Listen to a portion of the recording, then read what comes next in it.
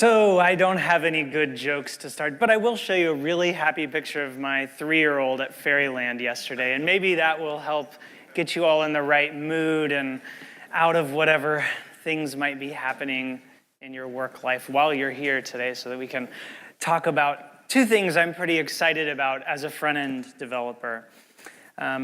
Redux and perceptual diff, sometimes called PDiff. So how many of you know what Redux is already? Okay, it is, yeah, okay, it's pretty well known now at this point. And how about PDiff? Okay, less, great, that's so good. That makes me really happy. So, the premise for Redux is it's great as an architecture for applications, but my focus is more that it actually makes your development and debugging life easier, and particularly the development life, because you can define the store without any work on the outside and just say, hey, app, here's my state, and it just renders something. So that's really pretty powerful. You don't no longer have to click around a lot to get to the part of the UI you want to work in. So perceptual diff plus Redux makes for really easy user interface testing because you can instantiate a UI into the right state. Now you can make use of perceptual diff. And so what is perceptual diff? It's taking advantage in this case of using Redux and URLs to do UI testing, and it's not Selenium. How many of you use Selenium? Okay, Selenium's pretty well known. I was a believer in the cult and hope of Selenium as an idea, and if any of you have been believers, you know how hard it is to actually do. So how about no? So perceptual diff is the idea of taking an image capture of your application in a particular state and trying to ensure that it changes or doesn't change as you intend. And the goal here is both comprehension and quality. So you take two images and you do a pixel by pixel comparison. And for example, on the left, here's the failure of a unit test and some code I was writing to demo this. I mean, that takes a lot of work to understand what changed or why it isn't working. Whereas this thing on the right is a PDiff. In other words, it's red pixels for everything that changed. It's really easy to see, oh, here's what changed. The color and the strike through went into this. Another way to think about it is it's the delta between two images. It looks like this.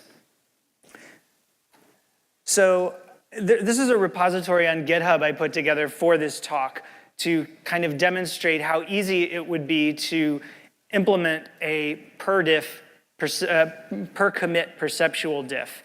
And the idea is that I create a mock data store for a Redux application. I took the ToDo MVC application out of the Redux repository, cloned it in, and just started working off of that. So that you know there are other providers of perceptual diff as a service. Percy is one here that I would definitely recommend you take a look at. But there are others. And the idea here is that you want to integrate it into your workflow. So what could you do with it? You could prevent bad pushes to production with perceptual diff by doing a test when staging becomes production. It's hard to do, though, for a lot of applications these days because people have microservices and you don't really know when everything is ready. You could do it periodically. Maybe you've heard of visual ping, where you just reference a URL and take perceptual diffs over time, but that doesn't work well for dynamic websites. The dream here is to do this per commit with a static set of data. And so I want to show you how to do this with Travis and Percy today. So back to this slide here. I'm going to jump out here and show you this running locally. This is the ToDo MVC that comes in the Redux repository. And you'll notice when you load it, it actually has this one magic to-do already there. And that's because they've hard-coded it into the Redux Store as the initial state. And so it's not very hard to then say, okay, add a URL parameter here to a key. So I said the to-dos mock data should use the key more. And what is that? Here, that is just an object sitting in a JavaScript file that you can load. And now, here's all of the things I want to load in to this application, to the ToDo MVC app, and a variety of states. You can see there's the completed bit, there's a GIF in here. There's kind of a lot of things to generate this UI. And so now, what if I want to make sure that this doesn't change over time? How could I do it? Okay, I could write a unit test that tests that items marked with the completed bit to true have a class name on them in the DOM. That's sort of a typical Selenium test, or is like what I think you might find in Enzyme. There's sort of class name comparisons. And having written a lot of these tests, they're still hard to debug. They don't come with a lot of information when you're done. Somebody else comes across your code and it breaks. Now they see, oh, the class name was missing. You have to do a lot of work to figure out what happened or what went wrong. If what you get instead is a perceptual diff, something like this, it's really easy to go, oh, what broke? Okay, here's how it was before. Here's how it is now. Oh, look, there's this one new item. Something changed that's like easy to understand from a developer perspective.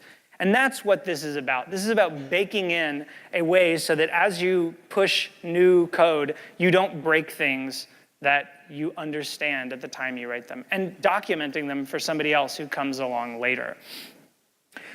What that means in practice, in code, I think is worth taking a quick look at. The Redux Store for the default application here has to-dos. And this is all the code you have to write to make your application code UI aware to use mock data like this.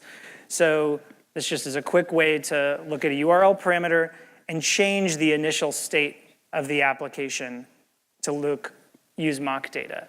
And now you go in to that. It's quite easy. Now I have a URL that represents this state, right? It says, okay, whenever the to-dos mock data URL parameter is present, load that data in instead. And so now I know that I'm going to get this guy that has a bunch more data. This can get more complicated, right? So if I wanted to change the color of what the strike through looks like and bake that in, I could use a style guide, or I could just use something that a developer could quickly come by later and see, oh, this changed. I wonder if they meant to do that. And they can tie back to a diff and see really easily whether that's the case. So what happens is, this is really straightforward, because Percy and Travis are both pretty excellent pieces of software. Percy, the Travis config for this says, okay, instead of just running my unit tests, additionally, run this one script. And this script is tiny. This just has this is a Percy script to render snapshots of a variety of URLs. So here I'm saying, okay, visit / and take a picture. And we'll call that home page. Visit to-dos mock data equals more and take an image. Visit this more complicated one where I actually took the filter property and made it work through Redux. And now you can test that filtering works. So that is a more complicated example where it just is, again, now another version where now you can think about all the things that this tests. This one URL now tests that the component, the footer, renders correctly with the little border around active. It tests that filtering worked. It tested a whole lot of things that are really easy to see in the image. And if you go look at the amount of code in the Redux repository that tests that filtering works for this as compared with just loading in state for Redux, it's pretty amazing. I mean, the value of writing all the code for unit tests starts to look kind of silly. So I'm often not one to encourage people to stop writing tests, but I am encouraging you to use PDiff instead of writing tests for things, because I think it works out much better. I worked at another company for the last 2 years, and we did this on our staging to production pushes, and it was amazing how many times we would have pushed bugs that were really easily caught by testing 150 URLs right before we did the push. So I encourage you to go give this a try in your own system and see if, how many of you have pushed a bug to production and you're like, oh, it was a silly CSS change and nobody caught it. This happens all the time, right? This is a totally common problem, and you don't want to do that. So I will give you a quick demo of what this looks like. I'm going to add a new URL to the list of things we want to test. I will commit this change and do a push, and it's just going to work. I'm confident about that. Right? Live.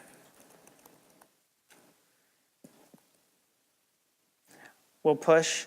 So this pushes to GitHub, which then starts the Travis build.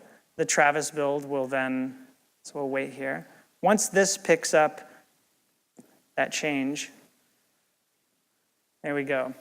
So this runs the script that just takes screenshots. It stands up a development server that has the mock data in it. It's really straightforward, just like you would have on your local development environment, which also makes it really easy. If this is broken, somebody can just go visit this URL in their own, one of your teammates can go to their own development environment and go, oh, it's easy to reproduce. Does it look like this picture? Not, do they have to set a debugger and find a broken piece of code?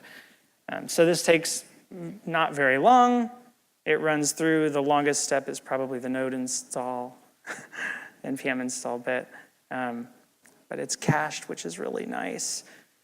And then it just takes a picture, and it'll send it up to Percy. And so subsequently, we'll have build 13 in here. And the Percy workflow is pretty straightforward. Somebody comes in and approves it, like I just did. And it's a manual process, but it's pretty lightweight. And now I've said, hey, this is the new baseline. So when a new build comes in, it's going to compare against the images from that last thing as baseline. So ground truth is always whatever somebody says it is. Like I've said, hey, ground truth was the last time I committed. Those images looked good. Good to go. Now, if you come on and submit another change and it breaks the images the way I thought they should look, I'll know and get some kind of a notification about it. So we'll see it come up anytime soon now. But that is really it.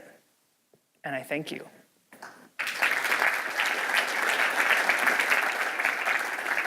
I have 2 minutes if anyone has questions about the PDiff or workflow with this. Yeah.